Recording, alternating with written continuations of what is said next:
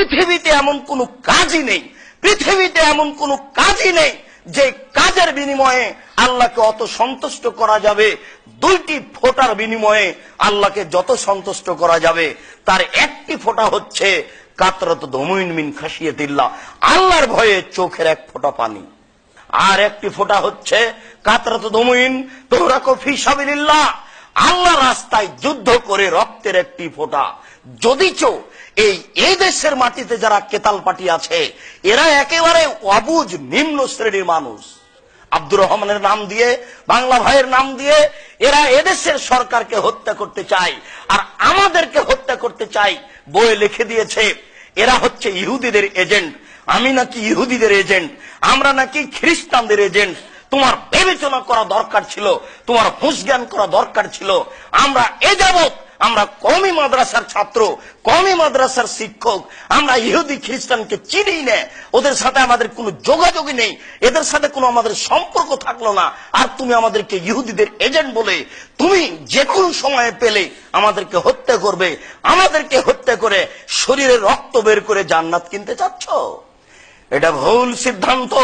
আমাদেরকে হত্যা করে শরীরের রক্ত বের করে জান্নাত কিনতে চাচ্ছ, এই কথা ঠিক যে যুদ্ধের মাঠে এক ফোঁটা রক্ত ফেলে আল্লাহকে যত সন্তুষ্ট করা যাবে পৃথিবীর আর কোনো কাজ নাই যে কাজের বিনিময়ে আল্লাহকে সন্তুষ্ট করা যাবে তত, এ কথা ঠিক।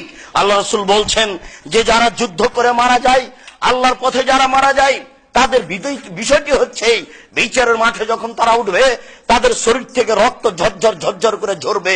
আল্লাহ রাসূল বলছেন লাউনুদ দামে লাউনুন ও লাউনুর রিহে রিহুন, রক্তের রং হবে রক্তের মতো, রক্তের গন্ধ হবে আতরের মতো। বিচারের মাঠে যখন তারা উঠবে তখন তাদের শরীর থেকে রক্ত ঝরবে, ওই রক্তের রং হবে রক্তের মতো, রক্তের গন্ধ হবে আতরের মতো, এ কথা ঠিক।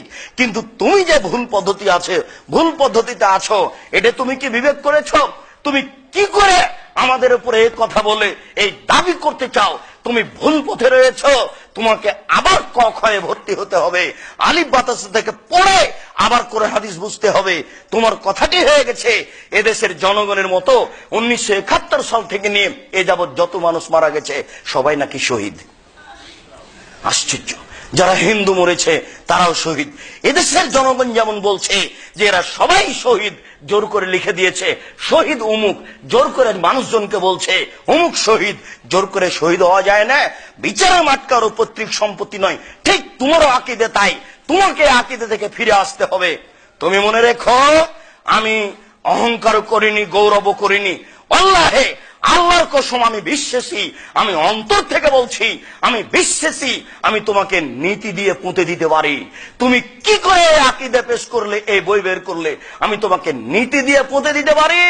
1994 সাল থেকে না আজ পর্যন্ত মাঠে আছি, কোন মানুষ যদি বলে দিতে পারে আব্দুর রাজ্জাক সাহেব পাঠ হয়ে চেয়েছিল জিন্দেগিতে জাতির সামনে দিন প্রচার করতে আসবো না, তুমি আমার বাড়িতে আসো, 3 মাস থাকার পরে যদি সরিষার সমপরিমাণ পর্দার ব্যাঘাত দেখা যায়, জিন্দেগিতে কোনোদিন জাতির সামনে দিন প্রচার করতে আসবো না। তুমি আসো, আমার বাচ্চা ভিতর থেকে দৌড়িয়ে আসবে, যদি দেখা যায় টাকনুর নিচে পায়জামা প্যান্ট আছে তাহলে জীবনে কোনোদিন জাতির সামনে আসবো না। তুমি দেখো আমার চাকরি বাকরি, তুমি আমার কাজকর্ম দেখো, তুমি কি করে বলতে পারো এটা ইহুদিদের এজেন্ট, খ্রিস্টানদের এজেন্ট? তোমাকে আমি নীতি দিয়ে পুঁতে দিতে পারি, তোমাকে আমি নীতি দিয়ে